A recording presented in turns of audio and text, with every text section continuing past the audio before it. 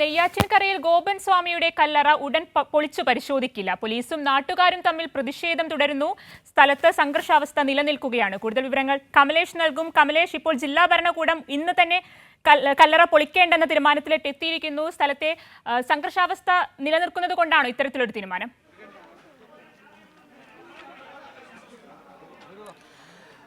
തീർച്ചയായും ആ നിലയിലേക്കുള്ളൊരു തീരുമാനമാണ് ഇപ്പോൾ വന്നിട്ടുള്ളത്. ഏതായാലും ഈ സ്ഥലത്ത് വലിയ സംഘർഷാവസ്ഥയാണ് ഇപ്പോൾ നിലനിൽക്കുന്നത്. സബ് കളക്ടർ അടക്കമുള്ള ആളുകൾ ഇവിടെ നിന്നും പോകുന്ന ഒരു സാഹചര്യമുണ്ട്. രണ്ട് വിഭാഗങ്ങളായി, അതായത് നാട്ടുകാർ ഈ കല്ലറ പൊളിച്ച് ഇത് പരിശോധന നടത്തണം എന്ന ഒരു ആവശ്യമാണ് മുന്നോട്ട് വെക്കുന്നത്. അതുമായി ബന്ധപ്പെട്ടുള്ള കാര്യങ്ങളാണ് നാട്ടുകാർ പറയുന്നത്. ഇപ്പോൾ നാട്ടുകാർ സംസാരിക്കുന്നുണ്ട്.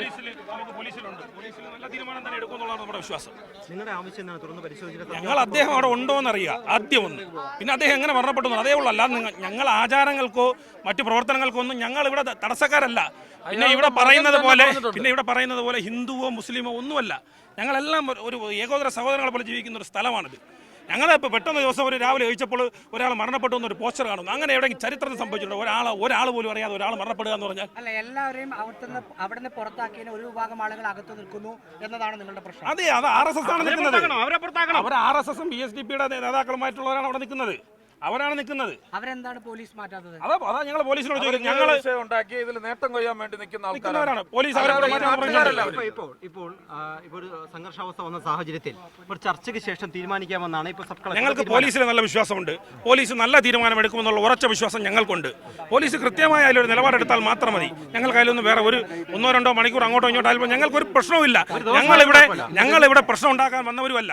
അവരാണ് പ്രശ്നം ഉണ്ടാക്കുന്നവർ. അവരാണ് വർഗീയത പറയുന്നവർ. അവരാണ് ഹിന്ദുവും മുസൽമാനും എന്ന് പറഞ്ഞ് വേർതിരിച്ച് ഇവിടെ പുറത്തു നിൽക്കുന്നവരെ കാണുന്നത്. അങ്ങനെയില്ല. ഇവിടെ ഞങ്ങൾക്ക് എല്ലാവരും ഒന്നുപോലെയാണ്. ഹിന്ദുവായാലും മുസൽമായാലും എല്ലാം ഞങ്ങൾക്ക് ഒന്നുപോലെയാണ്. അതേ ഉള്ളൂ. ഞങ്ങൾക്ക് അയാൾ അവിടെ ഉണ്ടോ എന്നറിയുക, ഇതെങ്ങനെ മരണപ്പെട്ടു, അത്രയേ ഉള്ളൂ. അതിലൊന്നും വേറെ ഞങ്ങൾക്ക് വേറെ അവരുടെ ആചാരങ്ങൾക്കോ മറ്റു പ്രവർത്തനങ്ങൾക്കോ ഒന്നും ഞങ്ങൾ തടസ്സമല്ല. പിന്നെയും പറയണം, ഞങ്ങൾ തടസ്സമല്ല. എന്ത് പ്രവർത്തനവും ചെയ്യട്ടെ, അവിടെ കോവിലോ എന്തോ കാര്യങ്ങൾ എന്ത് വേണമെങ്കിലും കേട്ടെ, അതിനൊന്നും പ്രശ്നമല്ല. അദ്ദേഹം അവിടെ ഉണ്ടോ എന്നറിയാം ആദ്യം. അതാണ് അവിടെ പൊളിച്ച് നോക്കിയാൽ മാത്രമേ ഞങ്ങൾക്ക് അറിയാൻ കഴിയൂ. പിന്നെ ഇതെങ്ങനെ മരണപ്പെട്ടു എന്നറിയാം. ഇത് 2 ആവശ്യങ്ങളെ ഞങ്ങൾക്കുള്ളൂ. നാട്ടുകാരുടെ നിലയിൽ ഞങ്ങളുടെ ആവശ്യം അത് മാത്രമേ ഉള്ളൂ.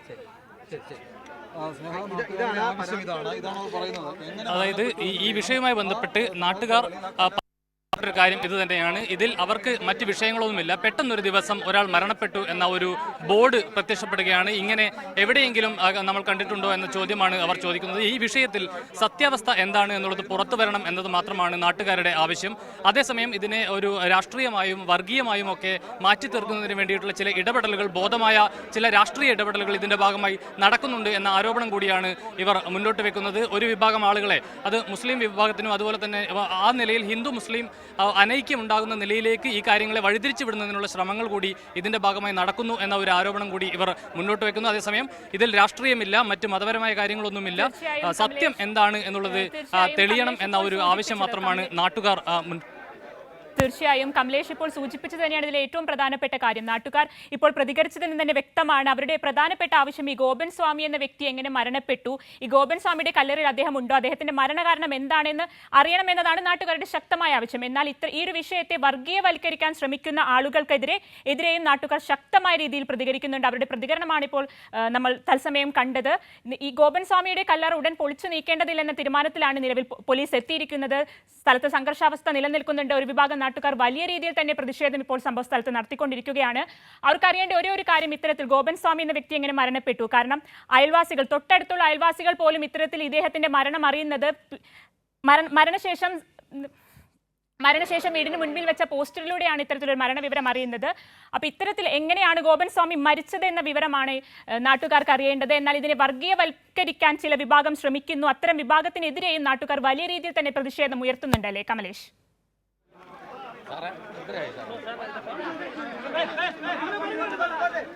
തീർച്ചയായും ആ നിലയിലുള്ള ഒരു പ്രതികരണം തന്നെയാണ് നാട്ടുകാരുടെ ഭാഗത്തു നിന്നും വരുന്നത്. ഇതിൽ നേരത്തെ തന്നെ ഈ വിഷയം വന്നത് തൊട്ട് ഹിന്ദു ഐക്യവേദിയും അതുപോലെ തന്നെ BSDP അടക്കം ഇതിന്റെ ഭാഗമായി സപ്പോർട്ട് ചെയ്തുകൊണ്ട് രംഗത്ത് വന്നിരുന്നു.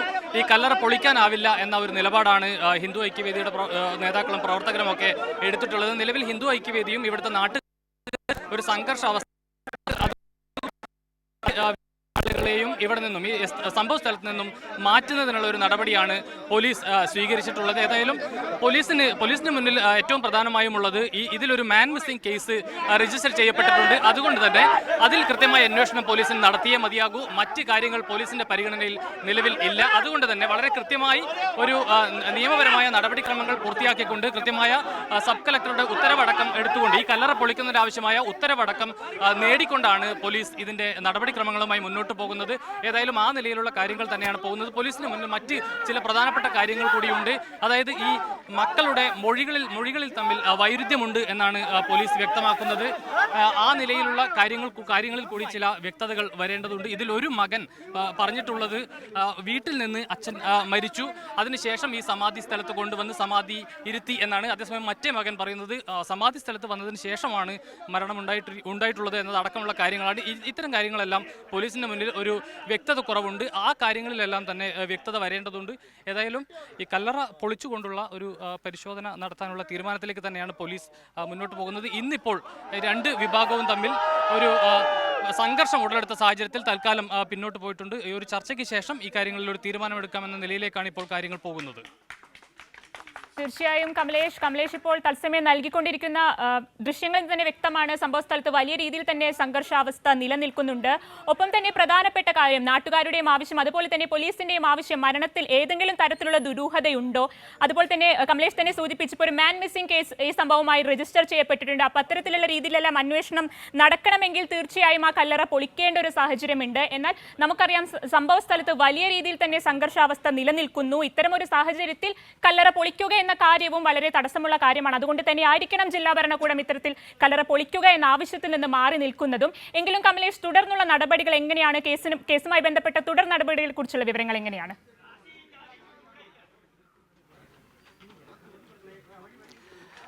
ഇതിലിപ്പോൾ ഒരു ചർച്ചയ്ക്ക് ശേഷം ഈ വിഷയത്തിൽ ഒരു തീരുമാനത്തിലേക്ക് എത്താം എന്നൊരു നിലപാടിലേക്കാണ് പോലീസ് അടക്കം പോകുന്നത് എന്നാണ് നമുക്ക് മനസ്സിലാക്കാൻ കഴിയുന്നത്. നേരത്തെ RDO അടക്കം ഇവിടെ സംഭവ സ്ഥലത്തെത്തി, സബ് കളക്ടർ ഇവിടെ എത്തിയിരുന്നു.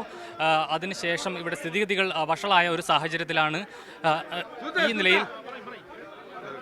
ഈ നിലയിൽ ഒരു തീരുമാനത്തിലേക്ക് പോലീസിന് പോകേണ്ടി വരുന്നത്.